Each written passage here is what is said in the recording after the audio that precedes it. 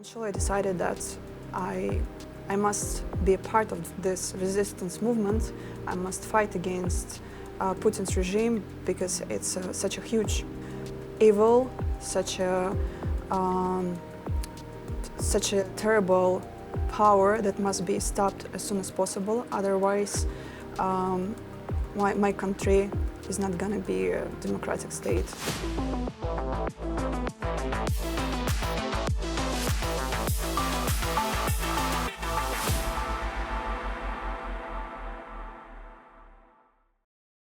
My name is Anna Chkhovich. I am financial manager of the Anti-Corruption Foundation, the Russian opposition organization. And also I work with the Human Rights Foundation, where I educate activists on Bitcoin adoption. Yeah, and I'm Cooks. At least I go by Cooks online. I work on open source software, primarily around Bitcoin. The main thing I work on is BTC Paysaver, an open source Bitcoin payment processor for everyone to use. Anna, how did you get involved with activism? Oh, it happened long ago in 2017. I was just inspired by the work of Alexei Navalny, and I realized that he's doing a very important job in Russia. And eventually I decided that I must be a part of this resistance movement. I must fight against Putin's regime because it's such a huge evil, such a terrible power that must be stopped as soon as possible. Otherwise, my country is not going to be a democratic state, and I don't want it to happen. Cooks, what inspires you to work on Bitcoin when the tools you are building are such a threat to your own individual freedom?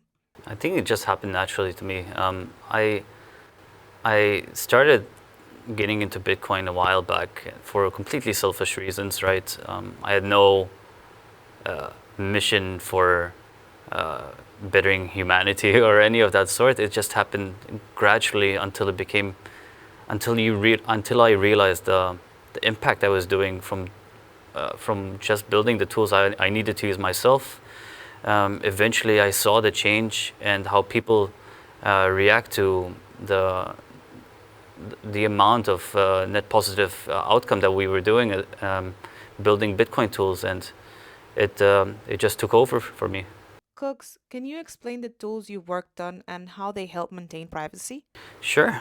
So initially, there's multiple parts to this. So the first part is I work on BTC Paysaver. It's an open source, free, self-hosted Bitcoin payment processor, which means it's just a tool that you can use to accept Bitcoin payments without any permission, without any authority. You just deploy it, install it on your own machines, and you can start accepting Bitcoin without having to get authorizations or verification. You can just set it up, which is very powerful. Most people don't understand the implications of such a powerful tool until they really need it. So there's that. And then the second part is Coinjoin tools, which actually enhance Bitcoin transactions to break the links between transactions. So when somebody receives Bitcoin and sends Bitcoin, they are building links. They're building deterministic links between their entire history and their future transaction history, which third parties can use to correlate, because the Bitcoin blockchain is very public and immutable and forever logged. So, what is the connection between Bitcoin and activism, and how can tools like those created by Cooks support activists? So my organization, the Russian opposition movement, where I work already for 7 years, we started using Bitcoin in 2016 because there was an insane surveillance level of the Russian regime over our banking transactions, and they always used the banking system as a tool of oppression against our organization. They were blocking our bank accounts in order to stop us from doing our work, and we always relied on Bitcoin in such situations.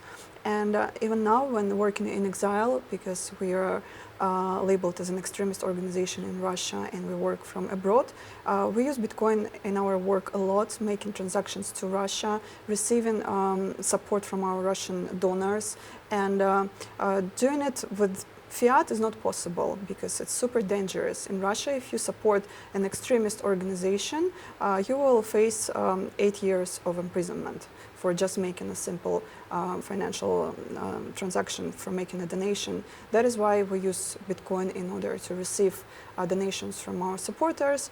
But as everyone understands, just receiving Bitcoin could be also not safe. You must protect your donors, you must protect transactions. That is why at the Anti-Corruption Foundation, we use tools like Coinjoin in order to provide extra layer of safety.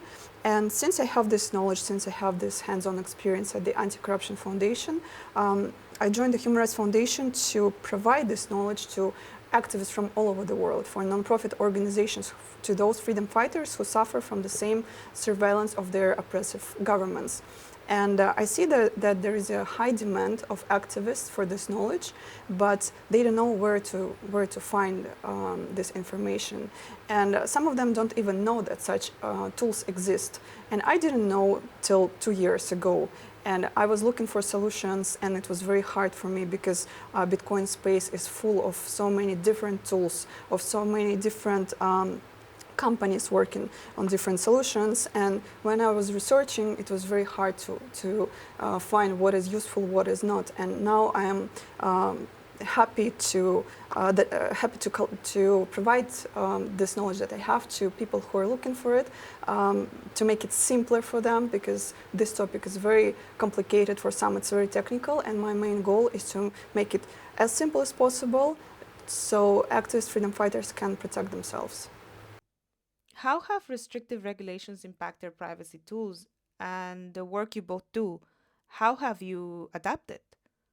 Unfortunately, this is happening right now, that privacy tools are being attacked by some regulators in the Western countries, and they probably don't realize how much they damage movements like freedom fighters, activists, dissidents, nonprofit organizations. Probably those who regulate privacy tools, they don't know that we rely on those tools, that some freedom fighters' freedom depends on those tools. And it's very important to do advocacy for privacy tools. And that is what I'm trying to do as well when I travel to different events, conferences. When I meet some authorities, I always try to mention this topic, that we're gonna end up in a very bad situation, and if we don't protect our information about transactions, because this information can easily leak to Russian government, and our donors will be simply imprisoned for donating to us. What was the second question? I forgot. The second question is more on Cook's side. Like, how are you also adapting to this, and what are you thinking could be done in order to keep helping them? Yeah, so from a developer point of view, it's always good to focus on building a tool that is resilient, regardless of what changes happen in the regulatory space, because regulation shouldn't affect technology. It will still innovate, whether it's us or some random anonymous person that will build something ultimately the same thing or even better. The tools we develop, they're agnostic, right? They're not meant to be something as a hindrance to the US government or any Western society. It's meant to be complemented. Western society has always supposedly thrived on privacy tech, or the incentives around privacy for their businesses or for their personal liberty. The technology has been surprisingly still working, while, for example, Samurai has shut down and Tornado Cash is technically actually still running. It's only a segment of it that doesn't work.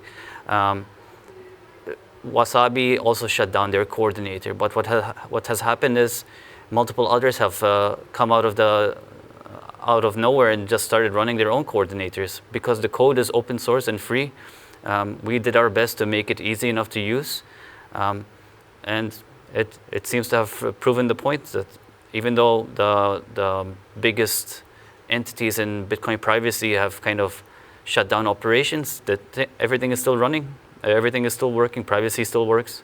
Yes, and Also, the case of the Anti-Corruption Foundation proves it, because we just use a different coordinator now, because we still need to use Coinjoin, and we have to keep operating. But the fact that it's not only they do it not only to shut down one certain tool, they want to create a chilling effect. They want everyone to get scared, and this is something that we are afraid the most, that everyone will just be afraid of continue creating privacy tools, and we will not have it, and we will be stuck in this situation. Fortunately, there are still so many developers who still keep working, who still keep fighting, and I can say that those people are also freedom fighters, because they are not afraid, and they provide some amazing solutions for people like us.